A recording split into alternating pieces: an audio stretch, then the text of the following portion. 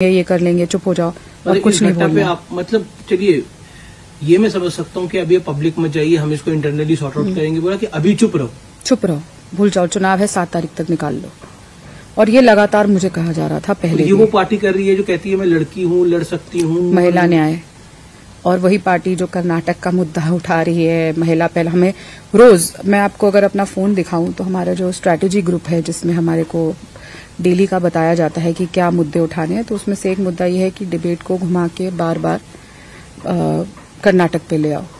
जो हुआ है बहुत अच्छी बात है, आप कर्नाटक पे बात करिए, आप मणिपुर पे बात करिए, आप पहलवानों पे बात करिए, लेकिन आपके घर के अंदर जो लड़की को आप ही का पदाधिकारी, हमारे लिए मंदिर है वो। तो मुझे तो ऐसा लगता है जो राहुल जी ने कहा था ना, आपको याद होगा कि मंदिर में लोग छेड़ने जाते हैं लड़की को, तो ये पार्टी हम का ऑफिस हमारा मंदिर ही होता है। वो शायद इसी मंदिर की बात कर रहे थे कि उनके पदाधिकारी महिलाओं के साथ क्या करते हैं। आपने दिल्ली जब ये बात पहुंचाई तो दिल्ली में भी कोई हिला नहीं इस बात को लेकर कि मुझे कांग्रेस पार्टी में किसी की रीढ़ की हड्डी नहीं है अमीश जी। 3 लोगों ने मुझे एक कमरे में बंद कर लिया था।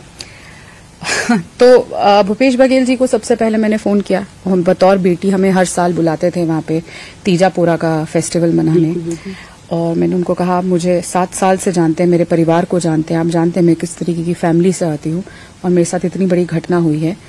तो 3-3.25 मिनट मेरी उनसे बात हुई और बघेल जी ने मैंने उनको कहा कि मैं इतनी परेशान हूँ। उस समय मैं हॉस्पिटल से आ रही थी, 154 पे मेरी हार्ट बीट थी। अगर आप उस दिन मेरी घड़ी देख लेते ऐसा लगता कि वो फट जाएगी। और मैंने कहा मैं हॉस्पिटल से आ रही हूँ, मेरी तबीयत ठीक नहीं। किसी भी महिला के साथ इस तरह की अगर घटना हो जाएगी, अगर हमारे पड़ोस में भी कोई चिल्ला रहा हो, तो कहीं आसपास भी कोई चिल्ला रहा हो, तो हम जाके देखेंगे।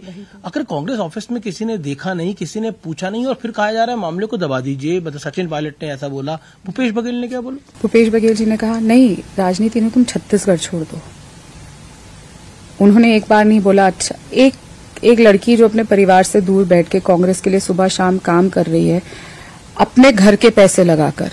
मैंने आज तक कांग्रेस पार्टी से 1 रुपया नहीं लिया, और अब मेरे पैसे से इल्जाम लगाए जा रहे हैं। मैं अपने घर के पैसों से, आप होटल्स के बिल्स निकलवा के देख सकते हैं, मैं कांग्रेस पार्टी से कुछ नहीं लेती थी, सिवाय इस टाइम के जब मुझे कहीं दूर जाना होता था 200 किलोमीटर 300 किलोमीटर, तो मैं उनको कहती थी आप गाड़ी मुझे प्रोवाइड कर दीजिए जो मुझे सेफली ले जाए और ले आए।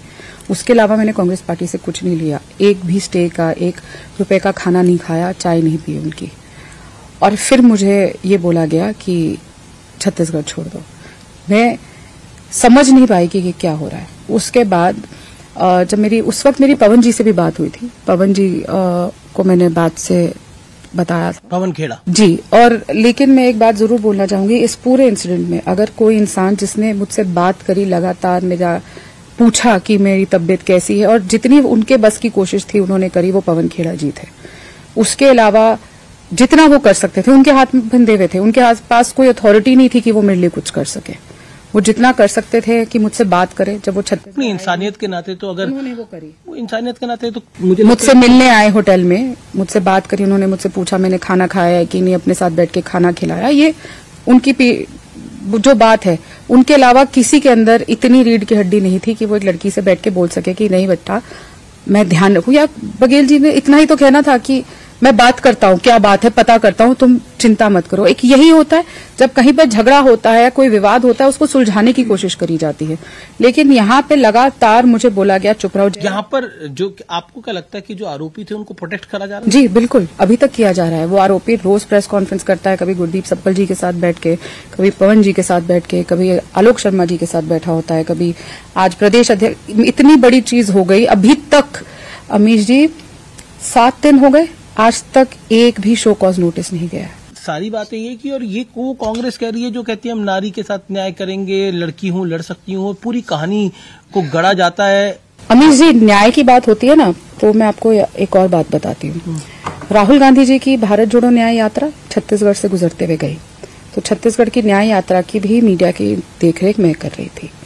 यही लोग थे, हम लोग सब कोरबा सरगुजा गए, कोरबा के होटल में हम थे, और लगातार सुशील आनंद शुक्ला और उनके एक साथी है धनंजय ठाकुर, एक और प्रवक्ता है, लगातार मुझे फोन पे फोन किए कि मैडम आप कौन सा ब्रांड पिएंगी, आपके कमरे में हम लेकर आ जाते हैं।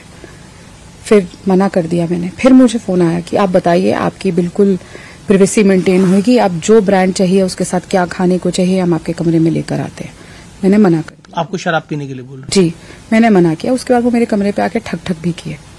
मैंने अपना कमरा खोला नहीं, मैंने आई ग्लास से देख लिया कि वो लोग थे, मैंने इग्नोर किया। उसके बाद और वो पूरा ग्रुप था उनका, प्रवक्ताओं का 6-7। पर ये आपने पार्टी में नहीं, मैंने बताया, मैंने जयराम रमेश जी को वहां पे बताया, मैंने दीपक